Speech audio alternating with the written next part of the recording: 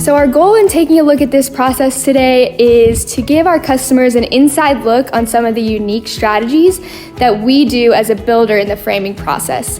So now I'm going to turn it over to Jason Rudwick. So one of the first things I want to point out is that we do a little bit different is California corner. So if you look here, you can actually see the void. This is actually the corner of the house.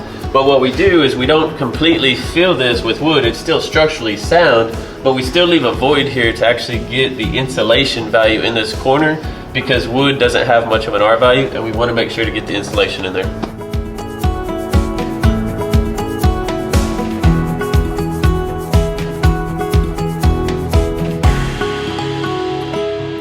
Okay, so here's actually a second thing that we do in the framing and design of the house is we actually do what we call a ladder block T. So this is where one wall intersects another, and instead of putting it stud, stud, stud right through here, we actually leave this open and we actually fasten to the ladder blocking so that we can get our insulation in here as well.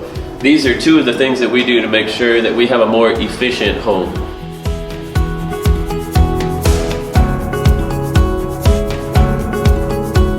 In framing, there's multiple different types of dimensions of wood, but typically in the wall structure, you'll see either a 2x4 or in this case a 2x6 wall.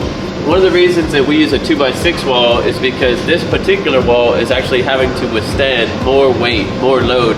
As the roof line transfers the load down, you may see, not necessarily always, but the bigger, the taller the wall and the more load it has to handle, you actually would use 2x6s versus, in this case, is a structural wall also, but it's not as much weight, so you see this one's actually framed down to 2x4.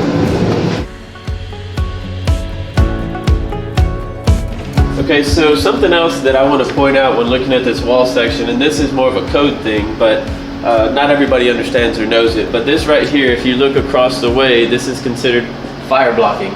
The idea of fire blocking is if anything was to catch fire and the fire actually gets in this wall cavity, it has to burn through this block before it can jump and get into the attic space and consume the home. The idea is to try to give the occupant as much time as necessary to try to evacuate the home prior to the whole home potentially catching fire.